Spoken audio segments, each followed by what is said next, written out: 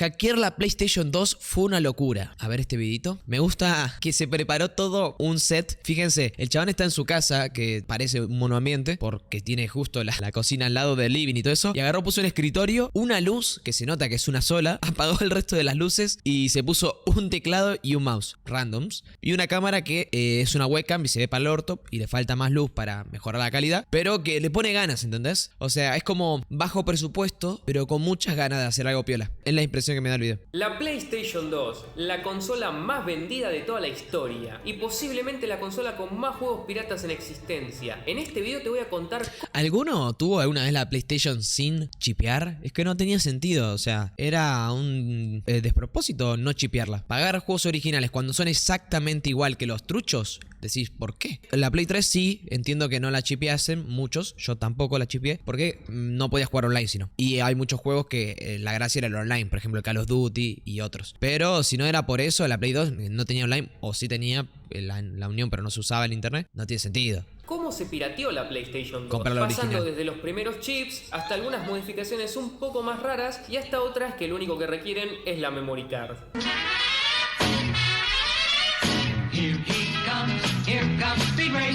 El 4 de marzo del año 2000 se lanzó en Japón la consola que iba a ser la sucesora de la PlayStation 1, que había sido un hitazo en todo el mundo. La Play 1 me acuerdo que me salió 500 pesos en su momento. Qué mal que estamos. Pero la PlayStation 2 dejó muy atrás las 100 millones de unidades vendidas por la PlayStation 1, porque al día de hoy las ventas de la Play 2 llegan a 155 millones de unidades, A la siendo mierda. con diferencia la consola más vendida de toda la historia. Y la mejor, a mi parecer. Yo la ¿Por qué? Porque es mi generación, es lo que hay.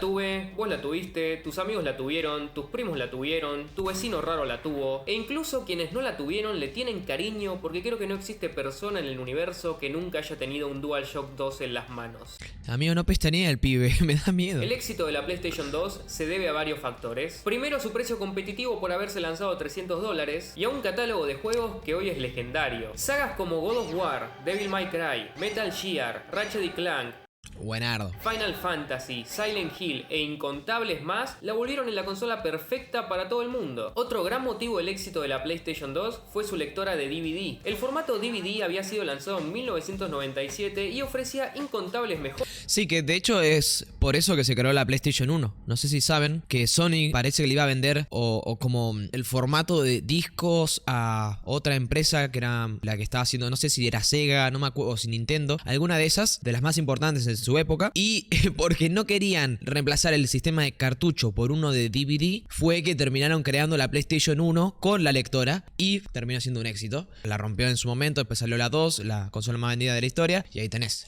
la historia. Sobre los cassettes VHS, diseño más compacto, muchísima mejor imagen, acceso a menús, y gracias a sus más de 4 GB de almacenamiento nos permitía acceder desde estos menús a materiales. Y el CD que era prácticamente igual, solo que tenía menos capacidad, ¿vieron? Y el DVD tenía más y podías poner juegos. O sea, y piensen que los juegos en aquella época tenían que pesar menos de 4 GB. En la Play 1 tenías varios discos, por ejemplo, con los Final Fantasy, que eran juegos largos. Pero en la Play 2, amigo, tenías un solo DVD y tenías que entrarte todo el juego, aunque sea el juego más largo de la historia ahí dentro. Pocos juegos sabía que tenías que ponerle otro al final, tipo en la mitad del juego, tipo cambiar de disco. Eran muy poquitos eso. O la memory card también, es verdad. Había juegos que te guardaban en toda la memory card una partida. Como por ejemplo el detrás de escena de las películas. Si bien el DVD fue revolucionario y era muy deseado, en el año 2000 los reproductores costaban entre $700 y $1200, carísimos. Así que se imaginarán cómo volaban las PlayStation 2 de los estantes cuando por $300 no solo podías tener un reproductor de DVD. Ah, es verdad. Podía ver películas, ¿se acuerdan? Claro, amigo, no me acordaba. Era, en vez de comprarte un reproductor de DVD, era comprarte la PlayStation. Tenías para ver pelis, igual que con el otro, pero además podías jugar si querías. Era lo mejor del mundo. Podías escuchar música también, creo que podía leer CDs, ¿puede ser? Juegos. Y el último motivo del éxito de la... Y bueno, lo bueno de la Play 3, intentaron hacer lo mismo. Me pusieron el Blu-ray en la Play 3, ¿se acuerdan? Entonces, si vos querías comprarte un Blu-ray, era mejor comprarte directamente la Play 3 y podías además ver esas películas. Qué loco, qué loco. Con la Play 4 ya no, eso no pasó. La PlayStation 2 fue obviamente obviamente la piratería. Podías conseguir Y juegos... al principio me acuerdo que con la Play 3 se podían también jugar los juegos de la Play 2, ¿no? Al principio, habían dicho algo así. Eso nunca me pasó a mí. en todos lados y prácticamente te los regalaban. Y acá en Latinoamérica, al igual que la PlayStation 1, la PlayStation 2 no se vendía oficialmente. Así que la gente que la importaba directamente antes de vendértela le ponía el chip. Así que aunque comprabas una PlayStation 2 nueva, esta ya venía preparada para leerte los juegos de la feria. Sony Era verdad también. La comprabas en tiendas oficiales ya chipeada. No es que la tenías que llevar a un lugar turbio. No, te la dan ahí. Toma, chipeada, juegos truchos, por la cara. y trató un poco más con la PlayStation 2. La PlayStation 1 había tenido algunos métodos antipiratería que fueron destruidos muy rápidamente, pero Sony medio que dejó pasar todo esto y no se preocupó en combatir mucho con los piratas. Los juegos copy hacían que la PlayStation... Es que de hecho la PlayStation ha sido un éxito gracias a los juegos piratas. Si bien es verdad que Sony, por ejemplo, con las últimas consolas, creo que la Play 3 o la Play 4 en adelante, las vendía a pérdida porque el negocio era en la venta de juegos. Con la Play 3, como sí la gente estaba obligado a no tenerla chipeada para poder usar en online, tenía un porcentaje más grande de venta de juegos y ahí hacían su negocio. Ahora con la Play 2, con vender la consola ya hacían plata. Y eso que también incluso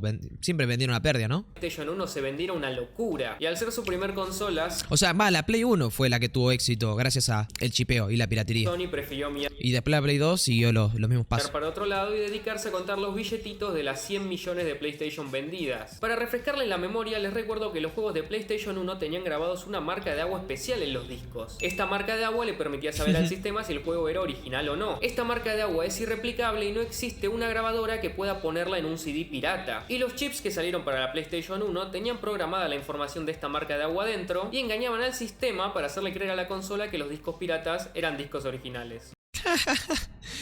Todo el sistema y era cambiar un chipcito ahí que ya está. Muy simple la verdad, y por si les interesa, en el canal tengo un video dedicado enteramente a la piratería en la PlayStation 1. ¿Y qué hizo Sony entonces con la PlayStation 2? Bueno, los juegos de PlayStation 2 tenían un sistema que era bastante parecido al de PlayStation 1, pero mucho más complejo. El logo de PlayStation 2 que vemos cuando iniciamos un juego está contenido de forma encriptada adentro del DVD y necesita ser desencriptado para que el juego bootee. La clave LOL, no tenía esa data.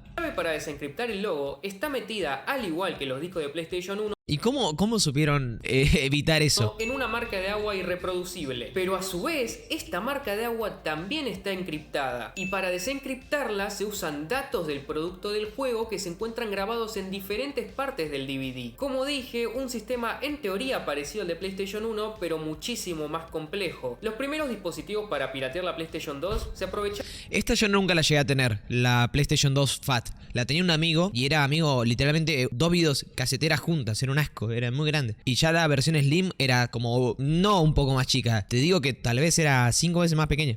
de los USB del sistema. Estos dispositivos necesitaban funcionar en conjunto con un disco Game Shark o Action Replay. El Neo Key fue uno de estos primeros dispositivos, pero tenía ciertas limitaciones. Solo funcionaban con copias de PlayStation 2 que estuvieran en formato CD. O también, me olvidé de decir, con juegos de PlayStation 1. Porque la PlayStation 2 había juegos que no necesitaban los 4 GB de almacenamiento que tenía un DVD. Eran juegos con tamaños muy pequeños que venían en CDs para abaratar costos. El Neo Key hacía que el juego pasara como un disco de PlayStation 1 y el Action Replay o el Game Shark lo trataba como un juego de PlayStation 2 en formato CD, y mediante esta confusión en el sistema el juego booteaba. Aunque Boludo, ¿vieron cómo lo solucionaron? Confundieron el sistema nada más. una forma de hacer que también booteara juegos en DVD. La PlayStation 2 tiene un chip adentro que se llama el Mechacon. Este chip es el encargado de controlar la lectora. Los discos originales de PlayStation 2 complejo y tienen tan fácil. el formato DVD-ROM. Si realizas una copia de un juego, este formato se pierde y el juego grabado va a tener el formato DVD más R. El Mechacon es el encargado de identificar el formato de los discos y solo permite que funcionen los discos con formato DVD-ROM, o sea, los discos originales. Al Neo Key y dispositivos similares se le pueden agregar unos cables que los conectaban directamente con el Mechacon. Y puede ser que el chip detecte cualquier disco que insertes, ya sea pirata u original, como un DVD-ROM, así pudiendo jugar copias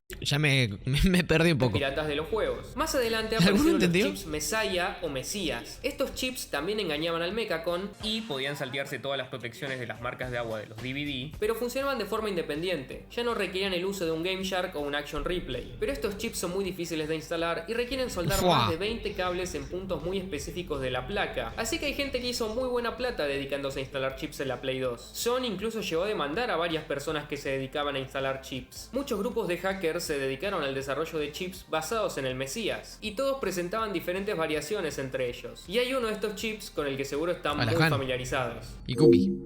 Uy, sí, este tenía yo, creo.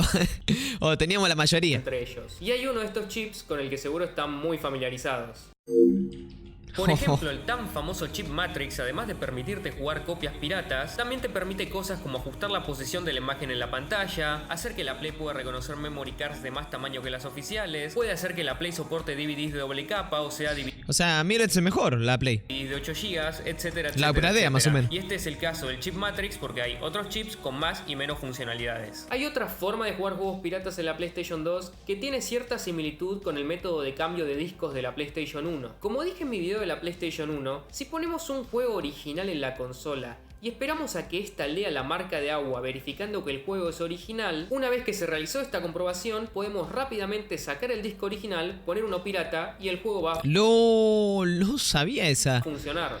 Me suena. El problema es que la PlayStation 2 tiene varios sensores que puede detectar cuando la tapa del sistema está abierta. Entonces si abrimos la tapa para realizar un cambio de disco, la Play va a reconocer como que el disco fue eyectado. Y entonces aunque saquemos el disco y pongamos uno nuevo en la consola, esta no lo va a empezar a leer hasta que la reiniciemos y nos va a llevar de vuelta al punto donde empezamos. Sin embargo, hay una modificación que se le puede realizar a la consola que se llama el Swap Magic. Esta modificación reemplaza la tapa de la PlayStation 2 por una pieza nueva. Esta pieza nueva mantiene tapados los sensores que detectan si la tapa de mirá, una tapa especial. Esto yo nunca lo llegué a tener. Yo tenía normal, pero tenía ahí un chip Matrix que aparecía al principio cuando la Play la está encendías. abierta, haciéndole creer al sistema que la tapa siempre está cerrada, por ende no tiene forma de saber cuándo ponemos y sacamos un disco. El Swap Magic viene con un DVD. Este DVD contiene todas las marcas de agua que tiene un DVD de PlayStation 2 original. Al día de hoy sigue siendo medio un misterio cómo se logró duplicar las marcas de agua en Ese debe haber sido alguno que trabajaba en Sony, no me jodas. estos DVD. Pero la cosa es que se lo logró, filtró. y estos DVDs tienen todas las medidas de protección que tiene un disco de PlayStation 2 original. Pero aparte de esto, los discos no tienen un juego adentro, sino que en el resto del DVD hay información corrupta. Lo primero que hace la PlayStation 2 es leer la información de verificación del disco y chequea que el disco cumple con todos los requisitos. Pero después trata de leer el resto del DVD.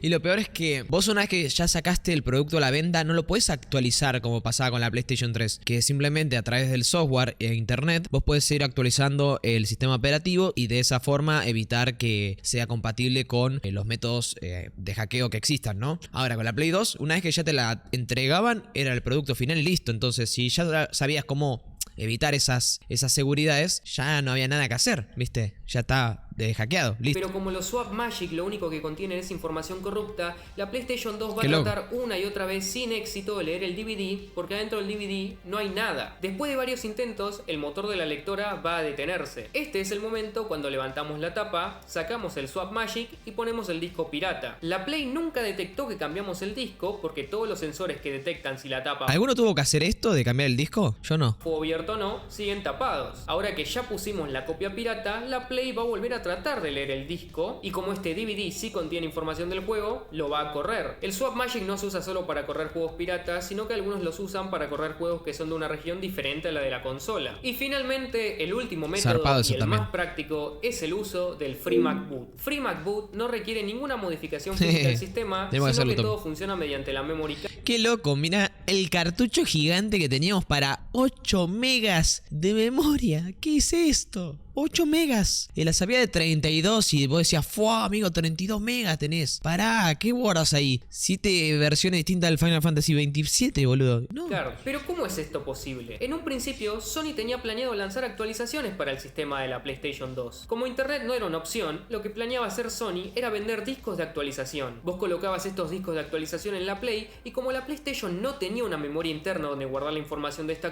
yo sabía que la PlayStation 2 tenía un puerto RJ45, pero nunca supe qué juego se jugaba online. Y la verdad es que yo no sé, imagino que algún Call of Duty. Yo jamás jugué al online de la PlayStation 2. O sea, para mí era un accesorio eso, ¿viste? Pero algún jueguito debe haber estado. Para mí en la región de Japón, no en nuestro... o tal vez Estados Unidos, ¿viste? Actualización, la actualización se iba a guardar en la memory card. Sony lanzó un par de discos de actualización en Japón, pero finalmente descartó la idea, porque justamente PSP toda la Online. actualización dependía de la memory Yo la card. tuve también si vos chipeada sacabas la la memory PSP. card de la Play, perdías la actualización y volvías a la versión vieja del sistema. Y a la larga esto era algo que iba a traer más problemas que soluciones. Los creadores de FreeMacBoot aprovecharon esta función que nunca fue removida de la Play y crearon versiones custom del sistema. Y la Play piensa que estas versiones custom del sistema son actualizaciones oficiales de Sony. Las PlayStation 2 fabricadas a partir de 2009 parcharon este problema, pero se imaginarán Mirá, claro, fabricadas a partir de 2009, las anteriores ya estaban. que ya era muy tarde. Con FreeMacBoot podés correr juegos piratas y diferentes tipos de homebrew. Y si bien de por sí FreeMacBoot no le permite a la Play leer copias de juegos piratas, sí se desarrollaron launchers que funcionan en FreeMacBoot que te permiten hacerlo. Uno de esos launchers es el ESR, que funciona de la siguiente manera. Como sabrán, la PlayStation 2 puede leer películas en DVD. Incluso de fábrica, sin tener que realizar ninguna modificación, puede leer películas de DVD piratas. Así que en la computadora, con un programa diseñado para el ESR, podemos tomar la ISO de un juego y parcharlo para grabarlo como si fuera un disco multisesión. Esto quiere decir que la primera parte del disco va a contener ¿Cómo se las ingeniaban para, para trucar todo? Es increíble. información de una película en DVD y el resto del disco va a tener el juego. Por eso, cuando lo pongamos en la Play, el sistema va a empezar a leerlo como si fuera una película en DVD. Y cuando llega a la parte del disco donde está el juego, es cuando ESR hace su magia y activa la otra sesión del disco, haciendo que el juego bootee. Y así puedes jugar copias piratas de juegos sin tener que realizar ninguna modificación física al sistema. Y la otra solución es usar el launcher OPL, que te permite... Claro, porque una cosa era chipearla y otra cosa era flashearla. Que aunque suene rara la palabra, porque el chip era directamente le ponían algo físico dentro de la consola, tenían que abrirla para modificarlo, y después el flashearla era a través de software. O sea, la conectaban, pero eso creo que ya era solo con la Play 3, creo que lo podías llegar a hacer. Con la 2 no sé si se flasheaba, pero la 3 me acuerdo que sí, tenías esas dos opciones, y eso es la diferencia entre cada palabra. Correr ISOs de juegos directos desde un disco duro externo o desde un pendrive. Y entonces podrían preguntarse, si existe el FreeMacBoot, ¿todavía tiene alguna utilidad chipear la Play? Y la verdad es que sí. Tiene una. Como sabrán, la PS2 puede correr juegos de Play 1 y la Play 2 no emula estos juegos, sino que adentro de la consola está el procesador de la PlayStation 1. Sí, literalmente hay una PlayStation 1 adentro de la PlayStation 2. El problema es que el procesador de la Play 1 solo se activa cuando, bueno, jugamos un juego de Play 1. Pero Sony no quiso que en todas las demás situaciones el procesador se quedara sin hacer nada, porque sería un desperdicio. Así que lo que hicieron es que mientras estamos haciendo cualquier cosa que no sea correr un juego de Play 1, el procesador se encarga de manejar cosas como los puertos USB, los puertos Firewire y el puerto Ethernet de la consola. Cuando ponemos un juego de PS1 que no es compatible con ninguna de estas funciones... Qué loco, entonces sí se podía jugar juego de la Play 1 en la Play 2. El procesador... Es que eso era lo loco también, porque te compraba la 2 y era... ¿Para qué comprarte la 1 si en la 2 tenés todo con lo que con la 1 y más? Y así con la 3 pasaba lo mismo y... abandona esas funciones y se dedica exclusivamente limitaba la venta a de la correr el anterior juego de versión. Play 1. El problema es que cuando usamos launchers en FreeMacBoot,